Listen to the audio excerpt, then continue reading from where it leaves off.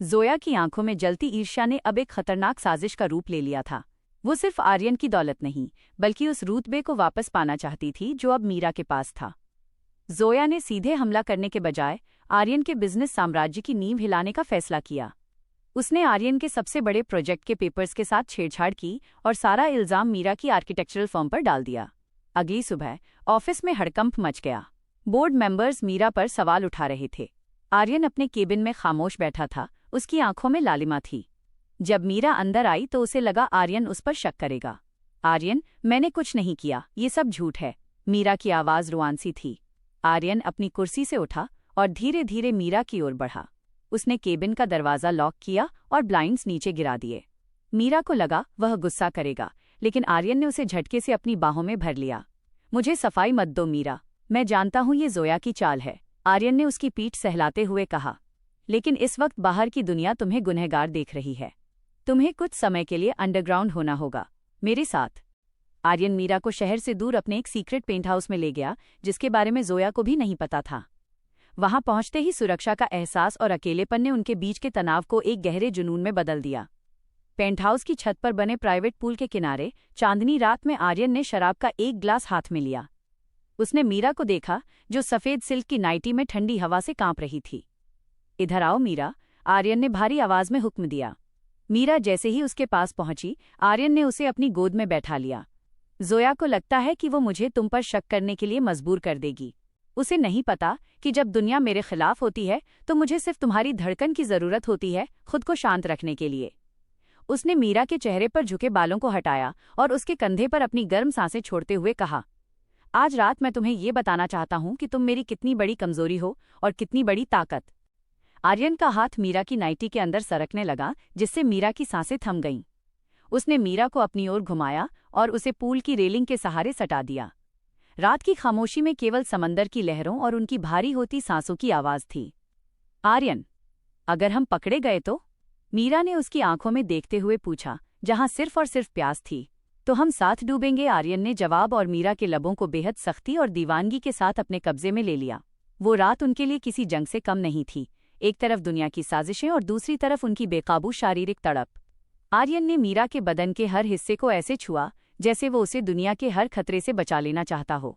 उस रात पेंटहाउस की दीवारों ने वो जुनून देखा जिसने साबित कर दिया कि साजिशें उनके शरीर को तो दूर कर सकती हैं, लेकिन उनकी रूह को एक होने से नहीं रोक सकती। जोया का आखिरी दांव। अगली सुबह जब आर्यन सोया हुआ था, मीरा को एक गुमनाम मैसेज मिला। अगर आर्यन को जेल जाने से बचाना चाहती हो तो अकेले पुराने वेयरहाउस पर आ जाओ, वरना आज की शाम आर्यन सिंघानिया के साम्राज्य की आखिरी शाम होगी। मीरा ने आर्यन को सोते हुए देखा, उसके माथे को चूमा और बिना उसे बताए कमरे से बाहर निकल गई। वो नहीं जानती थी कि वो सीधे मौत के मुंह में जा रही है।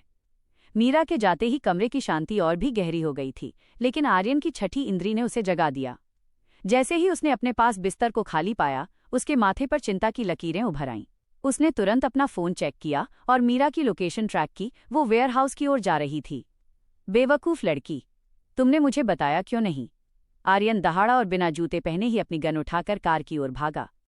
पुराने वेयरहाउस के अंदर धूल और अंधेरे का राज था। मीरा जैसे ही अंदर पहुंची, जोया अपनी ऊंची हील्स की खनक के साथ साए से बाहर निकली। उसके हाथ में एक छोटी रिवॉल्वर थी। तुम आ ही गई, कितनी भोली हो मीरा, जोया ने ठहाका लगाया। आर्यन को बचाने के लिए तुम अपनी जान देने चली आई? अब देखो, मैं तुम्हें खत्म करूंगी और फिर आर्यन के पास लौट जाऊंगी जैसे तुम कभी थी ही नहीं।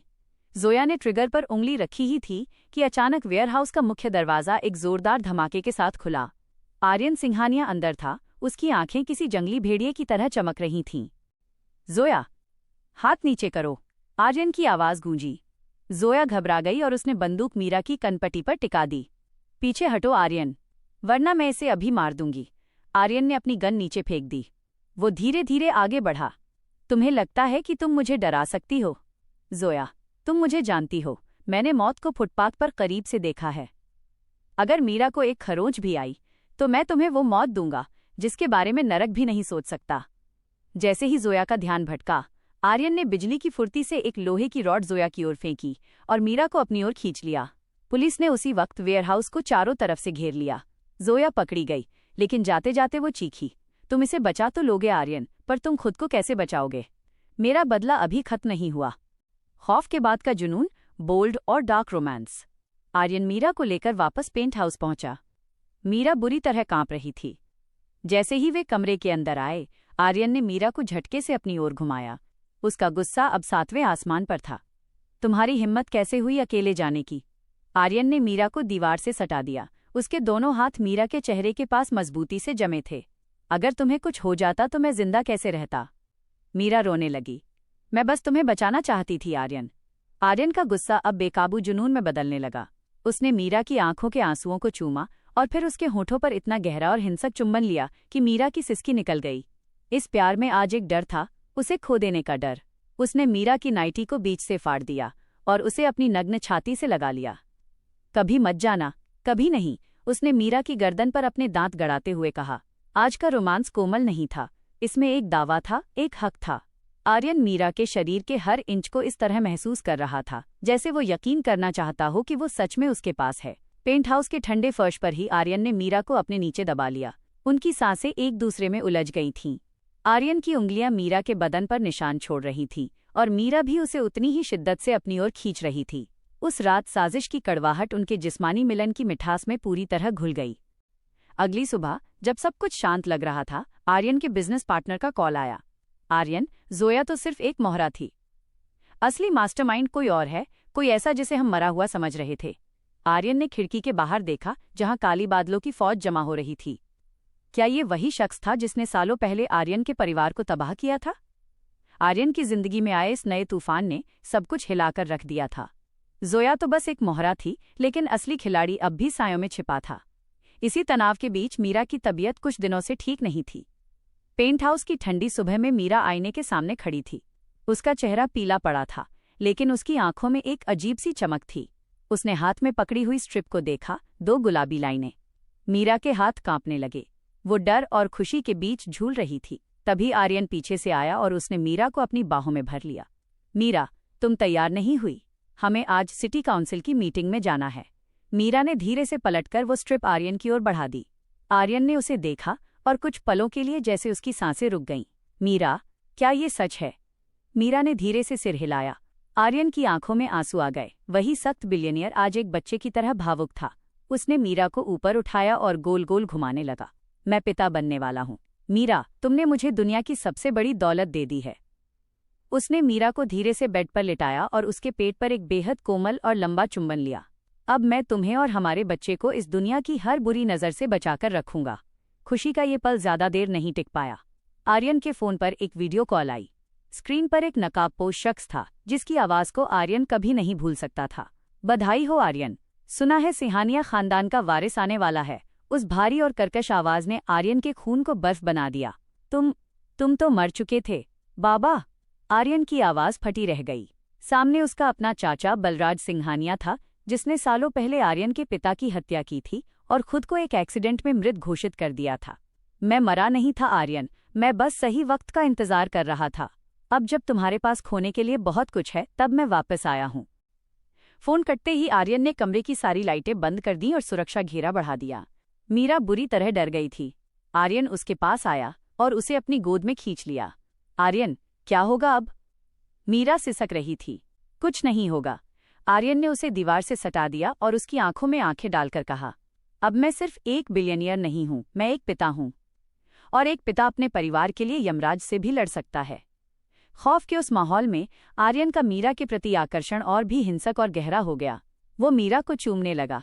ये चुंबन प्यार से ज्यादा एक वादा था कि वो उसे कभी खुद से दूर नहीं होने देगा। उसने मीरा की रेशमी नाइटी को कंधे से सरकाया और उसकी पीठ पर अपने मजबूत हाथों की पकड़ मजबूत कर दी। आज रात मैं तुम्हें ये महसूस कराना चाहता हूं कि तुम सुरक्षित हो, आर्यन ने उसकी गर्दन पर अपनी गर्म सांसें छोड़ते हुए कहा। भय के साए में उनका मिलन और भी उत्तेजक, स्टीमी हो गया था। आर्यन की छुअन में एक ऐसी आग थी जो मीरा के सारे डर को जलाकर राख कर रही थी। उस रात पेंट हाउस की खामोशी में उनके जिस्मों के टकराने की आवाज और भारी सांसें इस बात का सबूत थीं कि प्यार किसी भी साजिश से बड़ा होता है। अगली सुबह आर्यन के दरवाजे पर एक काला लिफाफा पड़ा था। उसमें एक पुरानी तस्वीर थी, आर्यन के बचपन की, जिस पर खून से लिखा था, कल रात की आखिरी खुशियां मना लो, कल सूरज सिंहानिया साम्राज्य के ढलने का गवाह बनेगा। आर्यन ने अपनी गन लोड की और मीरा की ओर देखा, जो सो रही थी। उसने मन ही मन फैसला कर लिया था, आज बलराज बचेगा या आर्यन। आर्यन ने उस खून से लिखे खत को अपनी मुट्ठी में भींच लिया। बलराज का जिंदा होना सिर्फ एक खतरा नहीं, बल्कि एक पुराने जख्म का फिर से हरा होना था। लेकिन अब आर्यन अकेला नहीं था। मीरा और उसके आने वाले बच्चे की सुरक्षा उसकी पहली प्राथमिकता थी। आर्यन ने फैसला किया कि वो बलराज को उसके ठिकाने पर ही खत्म करेगा। उसने मीरा को सुरक्षा कर्मियों के घेरे में एक सीक्रेट बंकर नुमा कमरे में भेज दिया। लेकिन मीरा, जिसने आर्यन को फुटपाथ से महलों तक का सफर तय करते देखा था, उसे अकेले मौत के मुंह में नहीं जाने दे सकती थी। आर्यन, तुम अकेले नहीं जाओगे, मीरा ने उसका हाथ पकड़कर रोका। मीरा, जिद मत करो, तुम्हारे अंदर हमारी जान है, मैं तुम्हें कुछ नहीं होने दे सकता। आर्यन ने मीरा को झटके से अपने करीब खींचा और उसके माथे को शिद्दत से चूमा। उसकी आंखों में वो भयानक गुस्सा था जो सिर्फ अपनों को खोने के डर से आता है। उसने मीरा को कमरे में बंद किया और अपने वफादार गार्ड्स को सुरक्षा का आदेश देकर निकल पड़ा। आर्यन बलराज के पुराने किले जैसे ठिकाने पर पहुंचा। वहां गोलियों की बौछार हुई, लेकिन आर्यन एक पागल सांड की तरह सबको चीरते हुए अंदर घुस गया। हॉल के बीचों बीच बलराज खड़ा था। उसके हाथ में वही पुरानी बंदूक थी जिससे उसने आर्यन के पिता को मारा था। आर्यन, तू यहां तक आ ही गया, बलराज हंसा। लेकिन देख, मैंने तेरे लिए क्या सरप्राइज रखा है। जैसे ही उसने इशारा किया, एक स्क्रीन पर बंकर का लाइव फुटेज चलने लगा। बलराज के आदमी वहां पहुंच चुके थे। मीरा खतरे में थी। आर्यन का कलेजा मुंह को आ गया। तभी फुटेज में कुछ ऐसा हुआ जिसने सबको चौंका दिया। मीरा ने डरने के बजाय पास रखे एक भारी शोपीस से गार्ड पर हमला किया और सुरक्षा कर्मियों की मदद से पलटवार करना शुरू कर दिया। वो एक कमजोर लड़की नहीं, बल्कि एक शेरनी बन चुकी थी जो अपने बच्चे के लिए लड़ रही थी। ये देखकर आर्यन के अंदर जैसे बिजली दौड़ गई। अब तेरा खेल खत्म बलराज। आर्यन ने सीधे बलराज पर छलांग लगाई। दोनों के बीच खूनी संघर्ष हुआ। आर्यन ने उसे इतना मारा कि बलराज की चीखें गूंज उठीं। अंत में पुलिस के सायरन सुनाई दिए और बलराज को उसी हाल में गिरफ्तार किया गया जिसे उसने कभी मौत का जाल बनाया था। जीत का जुनून और समर्पण, द बोल्ड रियूनियन। जब आर्यन वापस पेंट हाउस पहुंचा तो मीरा बदमाश सी बाहर की ओर भाग रही थी। जैसे ही दोनों की नजरें मिली, वे एक दूसरे की बाहों में ऐसे समा गए जैसे दो बिछड़ी हुई रूहें मिल रही हों। आर्यन ने बिना एक शब्द बोले मीरा को अपनी गोद में उठाया और सीधे बेडरूम में ले गया। आज की रात सिर्फ जीत की नहीं थी, बल्कि मौत को हराने के जश्न की थी। आर्यन ने मीरा को बेड पर लिटाया और उसके ऊपर झुक गया। उसका शरीर पसीने और हल्की चोटों से भरा था, जो उसके पुरुषत्व को और भी निखार रहा था। तुमने मेरा दिल निकाल लिया था मीरा। मैं कभी खुद को माफ नहीं कर पाता अगर तुम्हें कुछ हो जाता, आर्यन ने भारी और टूटती हुई आवाज में कहा। उसने मीरा की नाइटी को धीरे से हटाया और उसके उभरते हुए पेट को सहलाया। उसका स्पर्श आज बहुत ही गहरा और रूहानी था। आर्यन ने मीरा के बदन के हर हिस्से को ऐसे चूमा जैसे वो उसे हर उस खौफ से मुक्त कर रहा हो जो उसने आज सहा था। पूरी रात उनकी बेकाबू सांसों और प्यार की आवाज़ों से गूंजती रही। आज का रोमांस केवल शारीरिक नहीं था, बल्कि एक ऐसा समर्पण था जहां एक बिलियनियर अपनी पत्नी के चरणों में अपनी सारी दौलत और अपनी जान वार चुका था। उस रात उन्होंने सिर्फ प्यार नहीं किया, बल्कि एक नए जीवन की नींव रखी जो आने वाले कल का वारिस था। सुबह हुई तो शहर का नज़ारा बदला हुआ था। बलराज जेल में था, साम्राज्य सुरक्षित था और आर्यन सिंघानिया के चेहरे पर वो सुकून था जो उसने कभी उस फुटपाथ पर भी नहीं महसूस किया था। आर्यन ने मीरा को पीछे से गले लगाया और उसके कानों में फुसफुसाया, अब हमारी सल्तनत में सिर्फ प्यार का राज होगा, मीरा सिंघानिया। 5 साल बीत चुके थे। सिंघानिया साम्राज्य अब केवल भारत ही नहीं, बल्कि दुनिया के सबसे बड़े बिजनेस ग्रुप्स में से एक बन चुका था। लेकिन आर्यन और मीरा के लिए उनकी सबसे बड़ी कामयाबी वो नहीं थी जो उनकी बैलेंस शीट पर दिखती थी। सिंघानिया मेंशन आज रोशनी से नहाया हुआ था। घर के बगीचे में एक छोटा सा बच्चा, जिसकी आंखें बिल्कुल आर्यन की तरह गहरी भूरी थीं, अपनी छोटी साइकिल चला रहा था। वो था अयान सिंघानिया, आर्यन और मीरा के प्यार की सबसे खूबसूरत निशानी। आर्यन अपनी बालकनी से ये नज़ारा देख रहा था। उसने 3 पीस सूट पहन रखा था, लेकिन उसकी आंखों में अब वो पुरानी कठोरता नहीं थी। तभी पीछे से 2 नरम हाथों ने उसकी आंखों को ढक लिया। पहचानो कौन? एक जानी पहचानी रेशमी आवाज गूंजी। आर्यन ने मुस्कुराते हुए उन हाथों को चूम लिया। मेरी जिंदगी, मेरी रूह और सिंघानिया साम्राज्य की असली मालकिन, मीरा। आर्यन ने मीरा को अपनी ओर घुमाया। मीरा इन 5 सालों में और भी हसीन हो गई थी। उसने गहरे नीले रंग की सिल्क की साड़ी पहनी थी। आर्यन ने उसे कमर से पकड़कर अपने करीब खींचा। अयान बाहर खेल रहा है, आर्यन, मीरा ने शर्माते हुए कहा। गार्ड्स और नैनी उसके साथ हैं, मीरा, और इस वक्त मुझे सिर्फ अपनी पत्नी का ध्यान चाहिए, आर्यन ने शरारत से कहा। उसने मीरा की साड़ी के पल्लू को धीरे से हटाया और उसकी कमर पर अपना हाथ टिका दिया। मीरा के बदन की वही पुरानी खुशबू आज भी आर्यन को उतना ही दीवाना कर देती थी जितना उस पहली बारिश वाली रात में किया था। उसने मीरा के माथे पर अपना सिर टिकाया। क्या तुम्हें याद है, 5 साल पहले मैं एक फुटपाथ पर पड़ा था, बिना किसी पहचान के। तुमने मुझे सिर्फ पनाह नहीं दी, तुमने मुझे जीने की वजह दी। मीरा ने आर्यन की आंखों में देखा, जिनमें आज भी उसके लिए वही पुरानी तलब और इज्जत थी। उसने आर्यन के गले में अपनी बाहें डाल दीं। और आपने मुझे वो दुनिया दिखाई जहां प्यार ही सबसे बड़ी दौलत है। आर्यन ने झुककर मीरा के होठों को एक गहरे और परिपक्व चुंबन में भर लिया। ये चुंबन उनकी अब तक की यात्रा का निचोड़ था, साजिशों से लेकर जीत तक और डर से लेकर अटूट भरोसे तक। शाम को आर्यन और मीरा अपनी काली रोल्स रॉयस में शहर की उसी सड़क पर पहुंचे जहां वे पहली बार मिले थे। आर्यन ने कार रुकवाई और उस फुटपाथ के कोने की ओर देखा। वहां अब कोई भिखारी नहीं बैठता था। आर्यन ने वहां एक शेल्टर होम और कम्युनिटी किचन बनवा दिया था, जिसका नाम था मीरा की रसोई। अयान अपने माता पिता का हाथ पकड़कर वहां पहुंचा।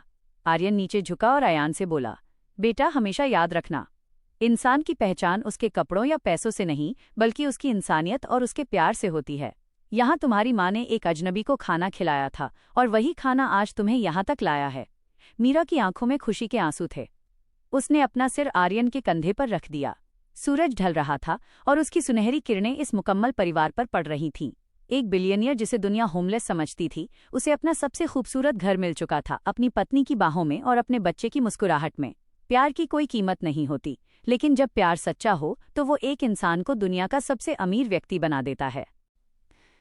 ये कहानी एक शक्तिशाली संदेश के साथ समाप्त होती है कि असली धन रिश्तों और मानवता में निहित है।